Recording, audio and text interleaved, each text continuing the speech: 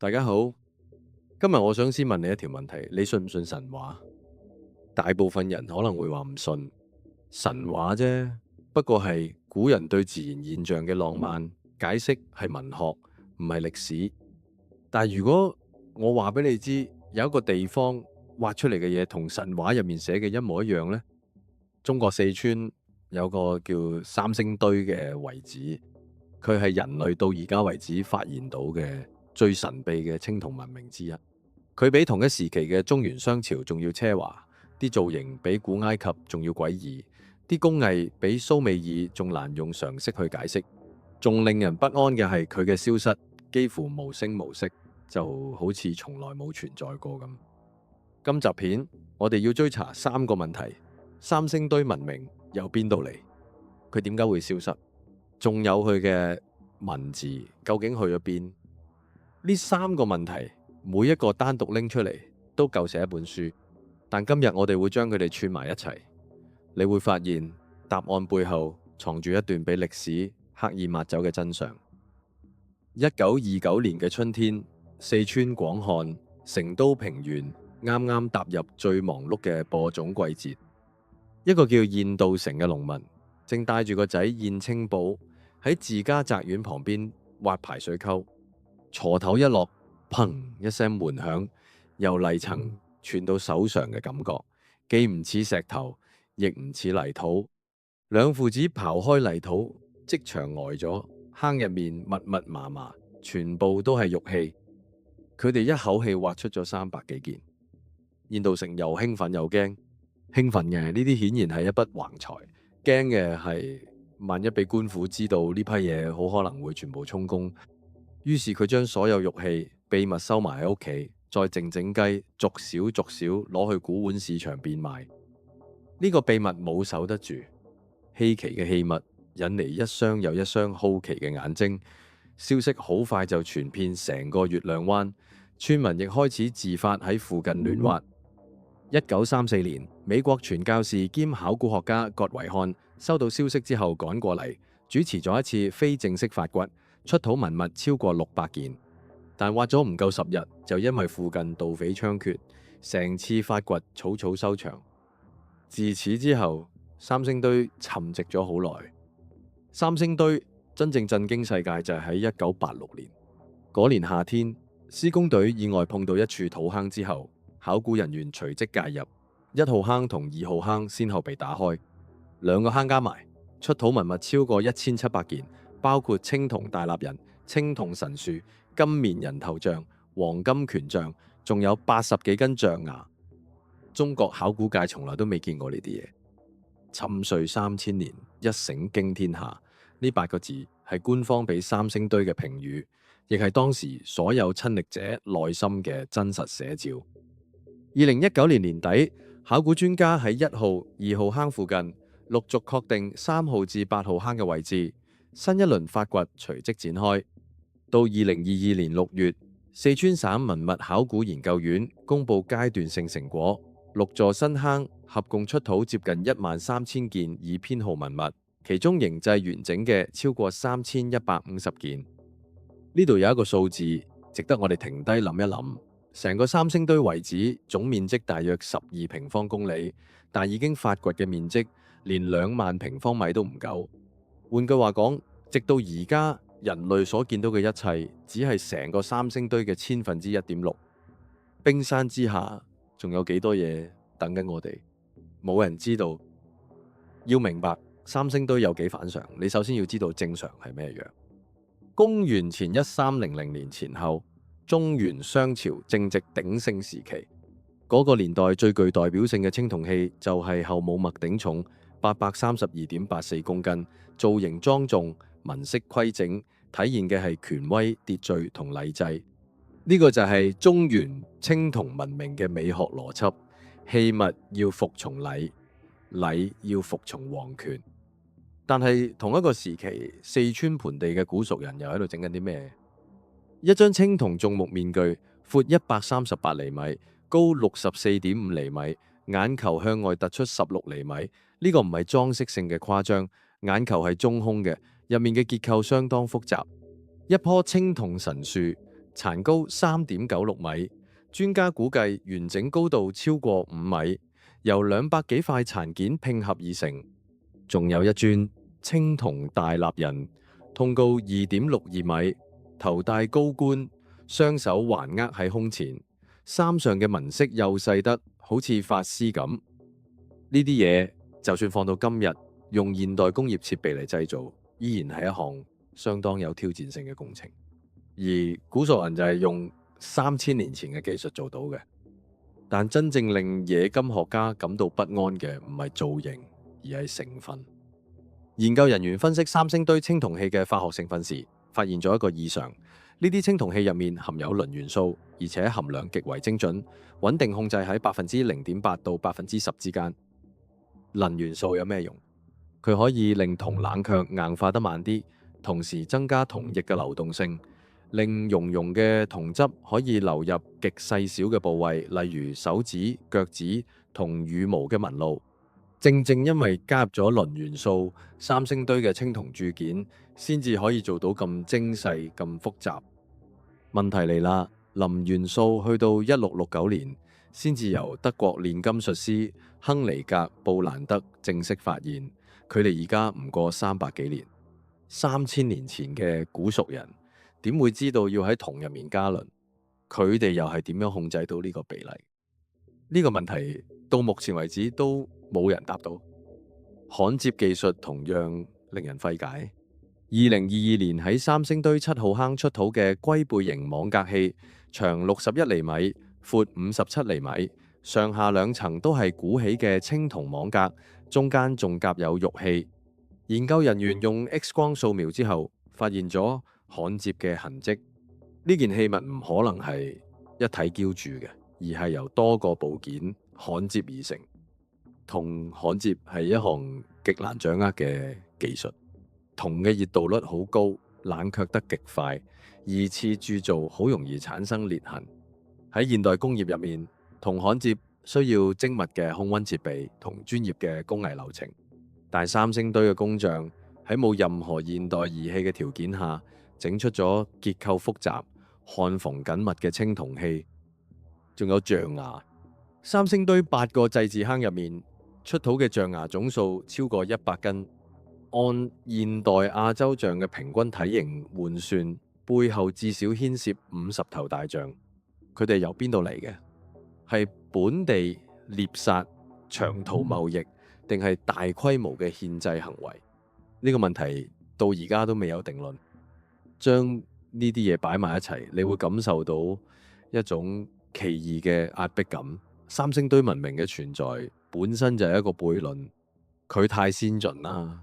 先進到唔似係嗰個時代應該有嘅嘢。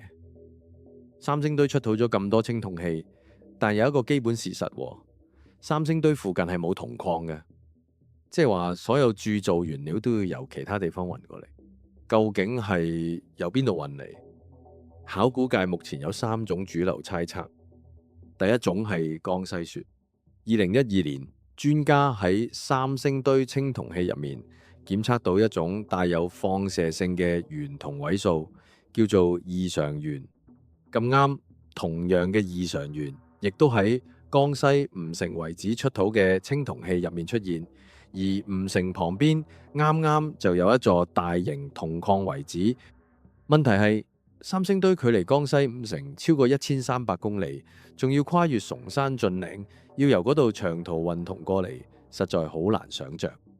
第二種係西南說，認為銅料係嚟自雲貴川交界嘅東川銅礦。呢段路程相對近一啲，大約800公里，可以利用長江水路運送銅料。不過喺嗰個年代，要經水路運銅800公里，同樣係一項極之浩大嘅工程，效率亦都極低。第三種就係近年由成都理工大學地質學教授劉興思提出嘅龍門山說。龍門山距離三星堆只有幾十公里。淮陽國志入面明確記載，龍門山麥奇寶則有碧玉金銀珠銅。三星堆出土嘅玉金銅啱啱好同呢段記載完全吻合。如果龍門山說能夠得到證實，好多問題就會迎刃而解。但到目前為止，呢個仍然只係一個猜測，缺乏直接嘅考古佐證。再講象牙，有人可能會覺得四川出現象牙好奇怪，但事實上幾千年前嘅四川並唔係今日呢個樣。淮南子《人間訓》入面記載，秦朝初年，嶺南一帶有大量野象同野生犀牛，犀牛角同象牙係當地嘅重要特產。氣候學研究亦都顯示，喺3000至4000年前，中國南方嘅氣候比今日更加溫暖濕潤，大象嘅活動範圍亦都比而家廣闊得多。換句話講，幾千年前嘅四川盆地，好可能真係有大批大象棲息。但百幾斤象牙，就算當係喺本地採集，背後所需要嘅組織能力同社會動員規模都相當驚人。呢啲唔係幾個獵人嘅成果，而係一部運作成熟嘅國家機器喺度有系統地運作。最後就係海貝。三星堆遺址位於內陸盆地，距離最近嘅海岸線都有1000幾公里。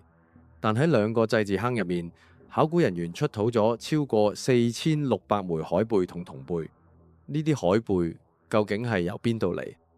主流觀點認為呢啲海貝係經由蜀新毒道輸入嘅呢條路，就係南方絲綢之路嘅西線。新毒係中國古代對印度嘅稱呼。呢條路由四川出發，經雲南進入緬甸，再去到印度，並且進一步延伸到中亞、西亞甚至地中海沿岸。古蜀人喺好早以前就已經同外面嘅世界有咗聯繫。呢個結論係理解三星堆嘅關鍵，亦都為下一個問題埋下咗伏筆。你有冇諗過《山海經》究竟係乜嘢？大多數人嘅理解係呢本書係一部上古神話合集，記載咗各種奇異嘅神靈同怪獸，係文學，係想象。但越來越多學者開始提出一個截然不同嘅觀點，《山海經》好可能係上古中國嘅一份地理志同歷史檔案，只係因為語言古老、內容奇異，後人先至將佢讀成神話。三星堆出土嘅文物，正一件一件咁支持呢個觀點。先講中木面具，成書於東晉嘅《華陽國志蜀志》入面有一段明確記載，有蜀侯蠶叢，其目中齒青黃。蠶叢係古蜀國第一位先祖，佢最明顯嘅面貌特質就係雙眼好似蟹膽向前突出。《山海經·大方北經》入面亦記載咗一位叫祝龍嘅天神，人面蛇身，雙眼直而長，合埋眼就係夜晚，擘大眼就係日頭。呢個同樣都係一雙中目。而三星堆出土嘅青銅中目面具係全世界年代最早、體型最大嘅青銅面具，眼球足足向外突出16厘米。文字記載嘅同實際掘出嚟嘅完全對得上。再講青銅神樹，《山海經·海外東經》入面記載，係一個叫湯谷嘅地方，海中心有一棵高大嘅扶桑樹，係10個太陽棲息嘅地方，9個太陽喺下面嘅樹枝休息，一個喺上面嘅樹枝。三星堆出土嘅1號青銅神樹分成3層，每層有3條樹枝，全棵樹一共有9條樹枝，每條樹枝上面都企住一隻神鳥，9隻鳥對應《山海經》入面喺下面嘅樹枝休息嘅9個太陽。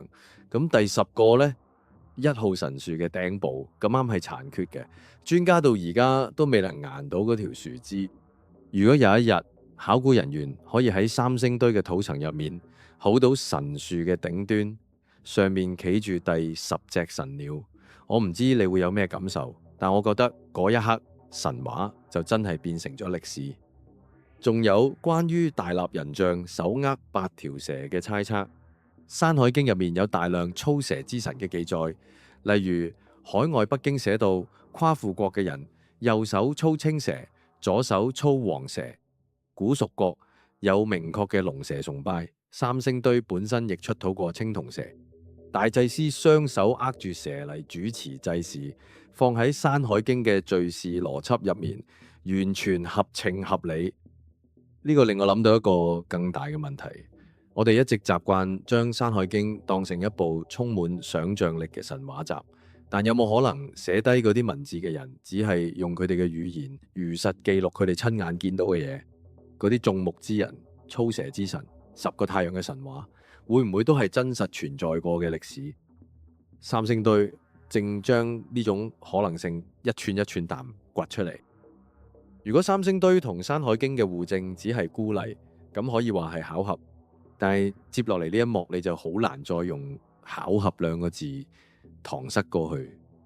先講一個前提，三星堆嘅主體文化年代大約喺公元前1300年至公元前1000年之間。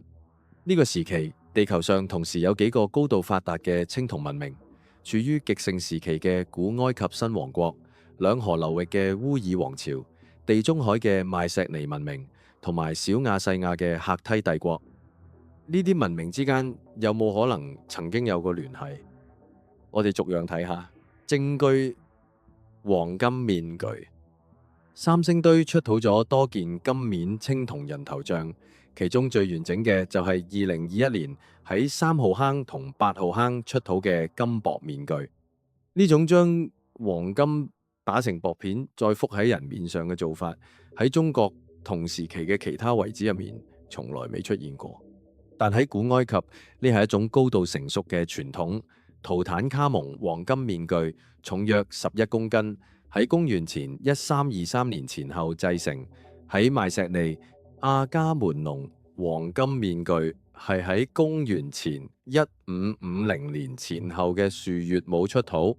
三組面具，三個相隔幾千公里嘅文明，同一時代，同一做法。權杖。1986年，三星堆1號坑出土咗一支令考古界震驚嘅金像。呢支像長1.43米，外面包住約700克重嘅純金薄片。像上嘅圖騰有鳥、有魚、有箭，末端刻有人頭像。喺中國古代，皇權嘅像子物通常係鼎、玉、璋同禮器，權杖幾乎從來冇出現過。但喺西亞同北非，權杖偏偏就係神權同王權最核心嘅像子物。埃及嘅沃斯權杖，像指諸神同法老之間嘅聯繫。黑卡權杖體現法老牧養臣民嘅權力。古巴比倫漢望拉比法典石柱上亦刻有權杖。點解一個內陸盆地嘅古國會採用一套同中原截然不同，但又同西亞同埃及高度吻合嘅權力符號體系？太陽崇拜。三星堆2號坑出土咗6件直徑大約85厘米嘅青銅輪形器，中間有5條呈放射狀嘅銅條。專家普遍認為呢種輪形器係太陽嘅像子，類似嘅太陽圖騰喺蘇美爾浮雕同赫梯帝國嘅皇族徽章上都有出現。值得一提嘅係，三星堆嘅續集金沙遺址出土咗一件舉世聞名嘅金箔太陽神鳥。4隻飛鳥圍繞住一個旋轉嘅太陽圖案，造型精美得令人嘆為觀止。而家已經成為成都市嘅城市徽標。呢種太陽神鳥崇拜同古埃及太陽神拉鷹手人身、頭頂太陽圓盤之間嘅相似性，好難話只係偶然。杏仁狀大眼。三星堆幾乎所有嘅青銅面具唔係眾目，就係有佔咗半張臉嘅巨大杏仁狀眼睛。呢種眼型喺中原商周文明嘅器物入面幾乎從來未出現過，但喺蘇美爾嘅拉瑪神像上就大量見到，亦都出現喺兩河流域嘅多件浮雕藝術作品入面。龜背網格器同赫梯太陽徽章。2022年，三星堆7號坑出土嘅龜背形網格器，造型同公元前1800年前後小亞細亞地區赫梯帝國嘅皇族太陽徽章極為相似，兩者都係圓形網格狀，亦都同太陽崇拜有關。赫梯人係一個高度發達嘅鐵器時代民族，佢哋嘅神話體系入面同樣有多個太陽嘅意象，同《山海經》入面嘅十日神話遙相呼應。將呢啲相似點擺埋一齊，巧合呢個詞已經好難再站得住腳。上海外國語大學全球文明史研究所所長黃憲華教授提過一個觀點：喺公元前2000年至1000年嘅青銅時代，三星堆位於歐亞大陸嘅文明動脈上。呢條文明動脈向西延伸到地中海，向東直達中國東海岸，向南通往印度洋。三星堆所在嘅四川盆地並唔係世界嘅邊緣，而係呢個網絡嘅其中一個中心節點。古蜀人好早就已經開始同全世界做生意、交流思想，佢哋將外來嘅工藝、符號同審美同本土文化融合埋一齊，創造出咗一種獨一無二嘅文明形態。呢個唔係移植，而係創造。明白咗三星堆同世界文明嘅廣泛聯繫之後，我哋反到最根本嗰個問題：呢個文明究竟源自邊度？關於呢個問題，學術界目前主要有3種立場。第一種呢，外來說，呢一派嘅核心論據係三星堆人像嘅面貌，特指青銅大立人同大量銅人頭像，普遍都有高鼻梁、深眼窩、闊嘴、大耳同埋耳垂有穿孔。呢啲特指同當時中原人像嘅審美風格截然不同，反而更加接近西亞或者地中海人群嘅樣貌。外來說入面有一個相當大膽嘅分支，叫做夏朝流亡說。呢個講法認為，公元前1600年前後，商湯滅夏，夏朝嘅核心居民大規模向西南遷徙，帶住佢哋嘅技術同文化喺四川盆地建立咗三星堆文明。呢個講法喺邏輯上有一定嘅自洽性。夏朝到目前為止，考古學界仲未有直接證據可以證實佢嘅存在。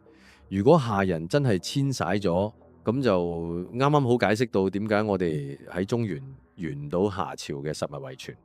不過呢個講法目前缺乏直接嘅考古證據支持，爭議極大。第二種本土說，本土說嘅核心論據係三星堆同中原商文化之間嘅器物關聯。三星堆出土嘅銅磚、銅泥、玉漿、玉璧等禮器喺殷墟商代遺址入面都擔到形制相似嘅對應物。呢點說明三星堆同商文化之間存在實質性嘅文化交流。三星堆並唔係憑空而來。2022年嘅考古發現為本土說提供咗新嘅支持。研究人員喺三星堆青銅器同殷墟青銅器上面發現咗相同嘅紋飾母題。呢種高度一致性表明兩者之間唔單止係平衡發展，而係存在直接嘅文化借鑒關係。第三種融合說，我個人比較傾向第三種立場。三星堆係多種文明融合嘅產物，而唔係任何單一文明嘅直系後裔。你可以將佢想象成一個青銅時代嘅文明熔爐，來自黃河流域夏商文明嘅青銅鑄造技術同禮器制度提供咗技術底座，來自南方絲綢之路沿線文明嘅審美風格、宗教符號同冶金傳統提供咗外觀語言，本土寶墩文化嘅社會組織同信仰體系就提供咗文化土壤。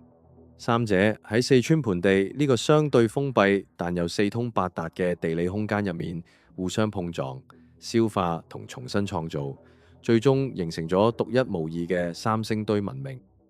呢個並唔係罕見嘅歷史現象。今日嘅日本文化脫胎自中國唐朝文化，但又絕對唔係中國文化嘅簡單複製。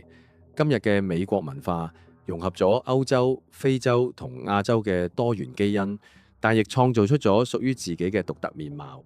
文明從來都唔係喺真空入面誕生嘅。三星堆就係古蜀人面對世界嗰陣交出嘅嗰個充滿創意嘅答案。一個高度發達嘅文明，如果連文字都冇，你會點諗？三星堆有精密嘅青銅冶煉技術，有複雜嘅宗教祭祀體系，有完整嘅城市規劃，仲有跨越數千公里嘅貿易網絡。呢啲嘢全部都需要記錄、傳承同規範化。冇文字，呢一切究竟係點樣運作？但係到目前為止，所有官方考古報告都明確表示，喺三星堆遺址入面冇發現任何成體系嘅文字。呢個係三星堆最大嘅謎題，冇第二個。事情當然冇咁簡單。喺三星堆同周邊遺址出土嘅陶器、玉器同金器上面，研究人員發現咗大量不規則嘅刻畫符號，學界稱之為巴蜀圖語。主流學者認為呢個係一種介乎圖形同文字之間嘅過渡性符號系統，正處於由象形圖案向表意文字演化嘅階段。2022年4號坑出土嘅青銅扭頭跪坐人像，大腿上刻有幾個符號。古文字學者胡大權認為呢啲可能係兩個巴蜀圖語。7號坑出土嘅青銅人像匍匐，上面亦都刻有帶中字造型嘅圓圈圖案，同樣被認為可能係巴蜀圖語嘅一種形式。幾年前，四川涼山兩位彝族古文字學者胡成榮同俄底子，且聲稱佢哋用古彝文破解咗三星堆嘅圖符，仲話博物館入面陳列嘅62個字符喺古彝文入面全部都可唔到對應嘅字形同讀音。但係呢套解讀方法目前仲未得到官方考古學界認可。仲有另一種可能，令人細諗之下幾心寒，文字可能曾經存在過，只不過被燒毀咗。你諗下，三星堆嘅氣候溫暖濕潤，唔利於有機物長期保存。三星堆出土嘅象牙保存狀態甚至仲比唔上300萬年前嘅黃河象化石。如果古蜀人係將文字記錄喺竹簡、木片、絲織品呢類材料上面，而唔係刻喺青銅器上面，咁經過3000年時間，呢啲載體一早已經爛到無影無蹤。2022年，三星堆7號坑出土咗一卷薄到好似紙咁嘅青銅箔，至今仍然保留住3000年前嘅原色。佢嘅用途到而家都仲未清楚。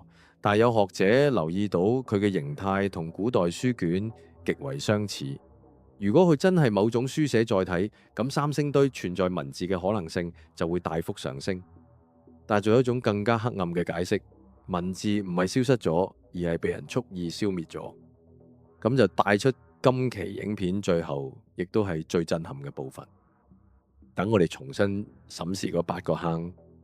考古人員喺入面發現嘅唔單止係文物，仲有大量俾火燒焦、俾人打碎，然後再深埋嘅痕跡。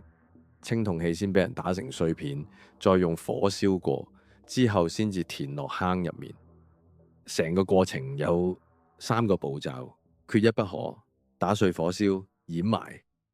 官方將呢啲坑定性為祭祀坑。祭祀係古代文明入面最普遍嘅儀式之一。用火燒祭品送俾神靈，亦係上古時代已經有嘅傳統。但仔細諗一諗，呢個解釋有幾個地方講唔通。首先，祭品通常應該盡量保持完整，先可以表達對神靈嘅誠意。你見過邊種祭祀係先將供品打碎再燒嘅？其次，祭品一般都係食物、器皿、人牲、車馬，亦即係日常所用嘅嘢。但係三星堆啲坑入面埋嘅係乜嘢？係青銅神樹、黃金權杖、青銅大立人。呢啲係一個國家最核心嘅神聖器物，係祭祀體系本身嘅一部分，而唔係用嚟祭祀嘅消耗品。用神聖器物本身嚟做祭品，邏輯上講唔通。所以近年有學者提出咗一個截然不同嘅解讀：呢啲坑係亡國坑，唔係祭祀坑。呢度有一個值得留意嘅細節，甲骨文入面嘅滅字係一個戌字，入面套住一個火字，戌係兵器嘅象形，火就係焚毀嘅象指，兩者合埋一齊，滅嘅意思就係用兵器打碎，再用火焚毀。三星堆嘅坑正正就係呢個過程嘅實物重現。喺古代要滅一個國家，唔單止係殺死佢嘅國王，更加徹底嘅做法係斷絕呢個國家嘅宗廟祭祀，令呢個國家嘅祖先再得唔到後代嘅供奉，從此成為喺天地之間四處飄蕩嘅孤魂。而要徹底切斷一個民族同神靈之間嘅聯繫，最有效嘅方法就係打爛佢哋嘅神聖器物，焚燒佢哋嘅祭祀文書，然後深埋地下，永遠唔再重見天日。如果再順手毀埋佢哋嘅文字記錄，呢個民族就真係死得徹徹底底。咁到底係邊個落手？有人話係商朝，但從甲骨文嘅記載嚟睇，相屬之間嘅關係並唔簡單。的確，早期甲骨卜辭入面有關於相屬戰爭嘅記錄，但隨住時間過去，相屬關係逐漸走向和平。卜辭入面出現過治蜀無禍，呢句係商朝使臣出訪古蜀之前嘅占卜語，意思係今次出行冇危險，語氣平和。仲有賓蜀、友蜀等字眼，清楚表示相屬已經放棄對立，開始友好往來。更加耐人尋味嘅係，商王祭祀祖先嗰陣，曾經多次透過占卜詢問蜀國係咪可以獲得豐收，能夠令商王專登占卜問佢有冇好收成嘅國家，必然係商朝極為親密嘅邦交伙伴。商朝對其他藩屬國通常都會用呼令呢類命令式語氣，仲會要求對方進貢，但同古蜀有關嘅卜辭入面，既冇命令，亦冇進貢記錄。呢點說明相屬之間嘅關係更加接近平等嘅戰略盟友。既然係咁嘅關係，商朝有乜理由要滅蜀？我就更加傾向相信係周人。山西大學國學研究院院長劉旭慶等學者認為，喺商周之際，成都平原上崛起咗另一個古蜀城邦杜汝族。杜汝族同三星堆嘅俞若王發生衝突，周人選擇咗扶持杜汝族，並且對親商嘅三星堆古蜀國發動咗毀滅性打擊。時間線係對得上嘅。碳十四測年顯示，三星堆幾個坑嘅埋藏年代大約距今3200至3000年，亦即係大約公元前1200年至公元前1000年，啱啱就係商末周初。而周武王伐紂嗰陣，尚書目視清楚記載咗8個隨行部族，排喺第2位嘅就係蜀國。華陽國志亦都話，武王伐紂得巴蜀之師，蜀軍可能充當咗伐紂大軍嘅先鋒。呢個蜀國唔係俞若王嘅三星堆古蜀，而係杜汝族取而代之後嘅蜀國。三星堆文明嘅後繼者係金沙遺址。從出土文物嚟睇，金沙文明毫無疑問係三星堆文明嘅延續，但文物嘅精美程度就大幅下降。最複雜嘅鑄造技術、最奢華嘅黃金工藝，全部都消失晒。呢個唔係自然嘅歷史演化，而係一次劇烈嘅文明斷裂。核心技術喺某次事件中被徹底摧毀，從此再冇辦法復原。講到呢度，可能有人會覺得奇怪。周朝喺歷史書入面一直都以正義之師嘅形象出現，點解會做得出呢種事？有呢個疑問嘅朋友，我建議去睇一睇關於翦商呢段歷史嘅深度解讀。嗰係一段比我哋教科書所描述嘅複雜得多，亦黑暗得多嘅歷史。公元前316年，秦惠文王派司馬錯領兵滅蜀。古蜀文明相對獨立嘅發展歷程，自此走到咗終點。不過，終點呢個詞用喺呢度其實並唔準確。古蜀文明從來冇真正消失，佢只係換咗另一種方式繼續存在落去。嗰條古蜀人行過無數次嘅南方絲綢之路，後來成為咗漢朝通往西域嘅貿易動脈嘅一部分。古蜀人嘅治水智慧喺戰國時代結出咗都江堰呢個果實，直到今日依然灌溉緊成都平原嗰隻金箔太陽神鳥，作為成都嘅城市標誌，每日都會出現喺呢座城市嘅大街小巷。而李白嗰位喺盛唐寫低蜀道之難，難於上青天嘅詩人，佢嘅祖先就生活喺呢片土地上。佢寫蜀道係因為呢片土地自古以來就係一個受山河守護嘅秘境，係孕育奇蹟嘅地方。3000年前，有一班人喺四川盆地嘅泥土裏面鑄造出一啲令成個文明世界目瞪口呆嘅嘢。佢哋識得磷元素喺冶金上嘅用途，識得焊接青銅，亦識得同遠喺幾千公里之外嘅文明交流，互相借鑒創造。佢哋有神話，有信仰，有審美，有權力，可能仲有文字，然後佢哋消失咗，但佢哋留低嘅嗰啲青銅面孔，嗰啲眾目直視蒼穹嘅眼睛，3000年嚟從來冇真正合埋過。佢哋一直等緊，等我哋將佢哋由泥土裏面挖出嚟，等我哋用足夠廣闊嘅眼界去讀懂佢哋。三星堆挖出嚟嘅唔單止係文物，佢挖出嚟嘅係一個關於人類創造力邊界嘅問題。喺嗰啲我哋以為乜都冇發生過嘅年代，其實究竟發生過幾多我哋唔知道嘅事？好啦，今日嘅故事就講到呢度，我哋下期再見，拜拜。